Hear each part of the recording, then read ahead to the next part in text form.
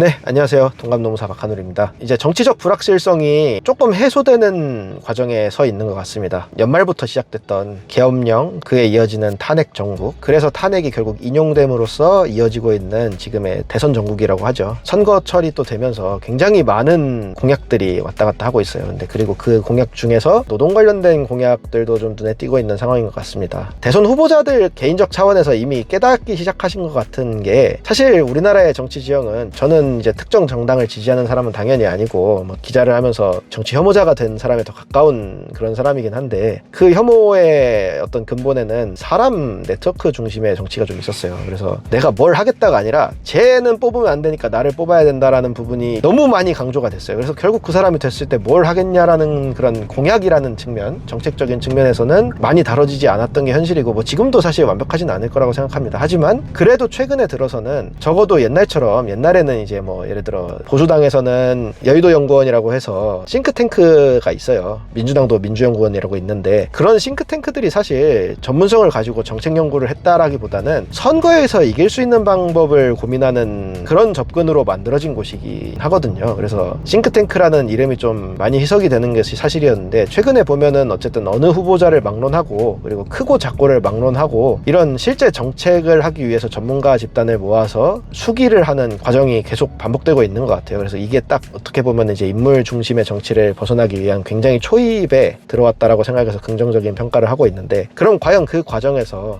노동이라는 분야는 정책적 결정에 의해서 굉장히 많은 것들이 바뀌는 곳이기 때문에, 그럼 결과적으로 이번 대선을 포함하여 뭐 사회적, 정치적 흐름이 우리 노무사들에게 미칠 영향 같은 것들이 어떤 것이 있겠냐를 제가 좀 간단하게 풀어보는 시간을 좀 가져보려고 합니다.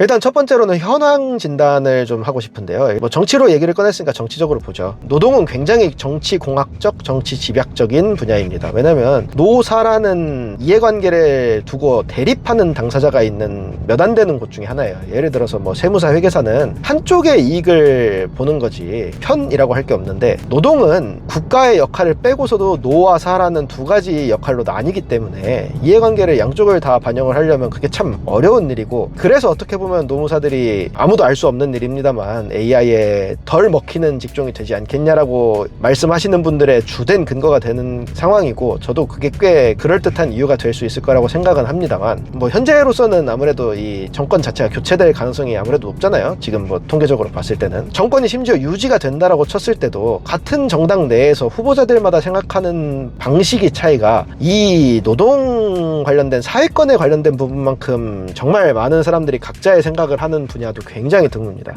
왜냐면 경제적으로 봤을 때는, 저는 개인적으로 경제 정책은 우리나라의 정치를 하시는 분들이 다 어마어마하게 다를 수는 없다라고 생각을 해요. 기본적인 틀이 있거든요. 근데 노동에 대해서는 이해관계자가 너무 많고, 그분들이 대표하는 거는 이런 단체도 너무 다 다양하기 때문에 각 후보자들마다 다양성이 엄청나게 많은 곳이 여기라고 생각을 하거든요. 누가 되느냐에 따라서 정말 많은 것들이 바뀌고, 그 바뀐 거에 굉장히 또 비례해서 이런 영향을 받을 수밖에 없는 곳이기 때문에 정치적으로 봤을 땐 지금 노무사들이 뭔가를 예단하고서 준비를 하기엔 참 어려운 시즌이라고 생각을 해요. 그리고 이제 경제적인 측면에서 봤을 때는 이제 트럼프 2기 행정부가 들어오면서 관세 전쟁이라는 말도 안 되는 이런 현상이 벌어지고 있죠. 정말 비상식적이지만 어쨌든 벌어지고 있는 현상임은 분명합니다. 이제 결국 그게 누구한테 돌아오느냐라고 하면은 1차적으로는 기업에 돌아오고요. 기업이 결국에는 어려워서 문을 닫게 되고, 뭐 여러 가지 이유로 수출길이 막히고, 특히 우리나라처럼 수출 일변도의 환경을 가지고 있는 나라에서는 도산하는 기업들이 굉장히 많이 나올 수밖에 없을 거라고 생각을 하는데, 그렇게 되면 2차 피해는 조직을 다니고 있는 근로자들, 일반 우리 같은 사람들이 지게 됩니다. 그래서 이게 생각보다 정말 큰 경제적인 이슈예요. 정치적인 이슈이기도 하죠, 어떻게 보면은. 이렇게 경제가 끝도 없이 침체되는 거를 제가 살아생전에, 뭐 저는 IMF 때도 기억은 납니다만 뭐 그 정도 빼고는 거의 없었던 것 같아요. 서브프라임 때도 이러진 않았던 것 같습니다. 제가 딱 대학생 때쯤이었는데,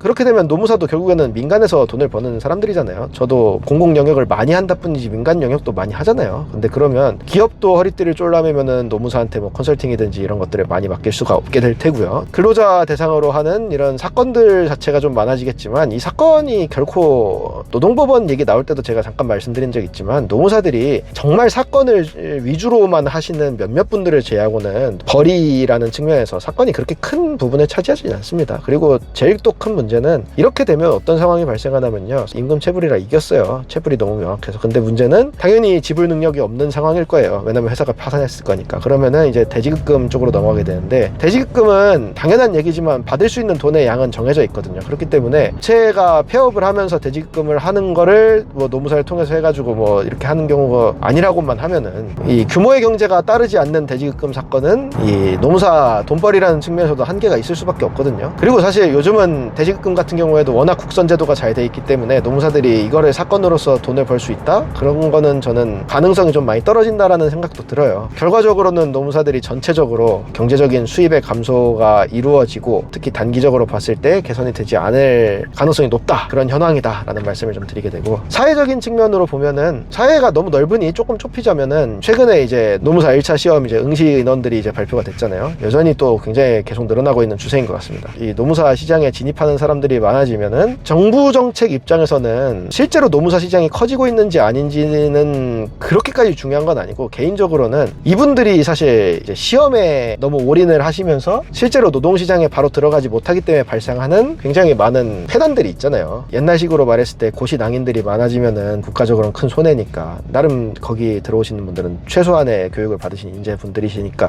결국은 응시 인원도 이미 늘어나고 있었지만 더 늘어날 것이라고 생각을 하고요. 그렇게 되면은 새로 뽑히시는 분들도 마찬가지고, 심지어 기존에 있었던 사람들 입장에서도 시장의 크기가 그에 비례해서 늘어나지 않고 있는데 어쨌든 계속 공급이 된다라는 거는 경쟁을 심화시키는 사회적인 이슈가 될 것이기 때문에, 전반적으로 경제, 사회, 정치를 다 봤을 때 노무사 시장이 모든 전문직 시장이 비슷한 상황인 것 같긴 합니다만 유리한 상황은 아니다, 이런 말씀을 좀 드리게 됩니다.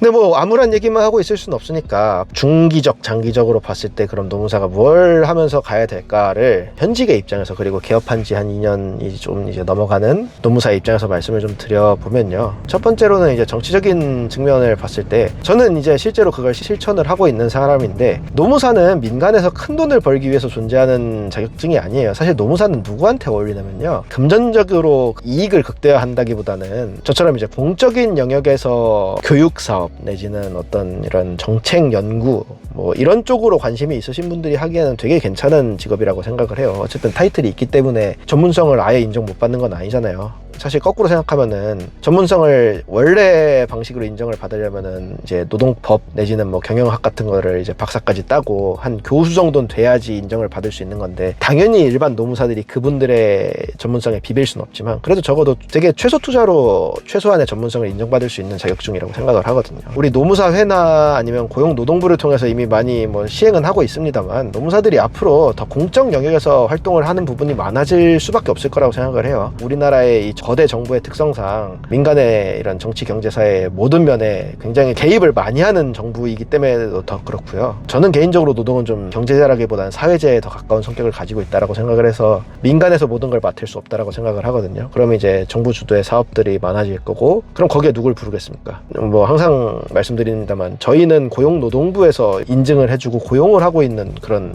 자격증이거든요. 그러면 이제 부처에서 갖다 쓰겠죠. 아까 말씀드렸듯 이제 정치인들이 인물 중심의 정치를 하지 않기 위해서는 그분들의 생각이 바뀌는 것도 물론 중요하지만, 우리 같은 실무에 있는 사람들이 조언을 그만큼 충분히 해줘야 이 사람들이 현재 상황에 대한 문제점을 인식하는 발판이 될 수 있다고 생각을 하거든요. 저는 이제 작년까지 고용노동부 2030 자문단 활동을 하면서 이 정책이라는 부분을 좀 받아들이기 시작하면서 시선이 굉장히 많이 바뀐 그런 케이스였는데, 우리가 정책적으로 제안할 수 있는 게 진짜 많아요. 교수님들이 못하는 걸 우리는 할 수 있습니다. 현장을 봤기 때문에 그런 측면에서 조언을 할 수 있는 것들이 굉장히 많거든요. 흔히 말하는 탁상 공론을 완화시킬 수 있는 방향으로서는 우리가 목소리를 조금 더 주체적으로 내는 게 굉장히 중요한 상황이라고 저는 말씀을 좀 드리게 됩니다. 두 번째로는 경제적 측면을 좀 보면은, 전체적인 경제 상황이 망하고 있는 거를 어떻게 개인 노무사들이 뭘 타개를 하겠습니까? 그거는 뭐 말도 안 되는 상황이고요. 근데 다만 이제 적응을 하는 방식을 좀 생각해 봐야겠죠. 일반 자문 뭐 이런 것들이 당장 뭐 끊어지진 않을 거라고 생각해요. 자문을 끊어야 될 정도면 이제 진짜 망했으니까. 근데 컨설팅 같이 당장 큰 부가가치를 창출할 수 있는 것들이 굉장히 많이 없어질 거는 사실인데, 그런 컨설팅 중에서도 아마 좀 나뉠 거라고 저는 봅니다. 있습니다. 첫 번째로는 이렇게 불황이 되면은 정말 불쾌한 컨설팅이지만 또 노무사의 전문성으로 할 수밖에 없는 컨설팅 중에 하나인 인력 효율화에 대한 컨설팅을 분명히 진행을 할 수밖에 없게 될 겁니다. 인력에 대한 평가로서 접근하는 경우들이 훨씬 많고요. 법적으로 가능하냐 불가능하냐만 따져서 사람을 자르고 그런 시절은 지났거든요. 왜냐면 정리해고 한번 있었다라고 하면 당장 자기들 주가에도 박살이 나는 상황이기 때문에 그렇게 쉽게 결정할 수 있는 상황이 아닙니다. 적어도 다른 컨설팅은 안 해도 그런 건 하지 않을까. 그러니까 뭐 예를 들어 조직문화 컨설팅 이런 거는 하면 정말 좋지만 안 해도 회사가 망하진 않으니까, 돈이랑은 크게 연관이 없으니까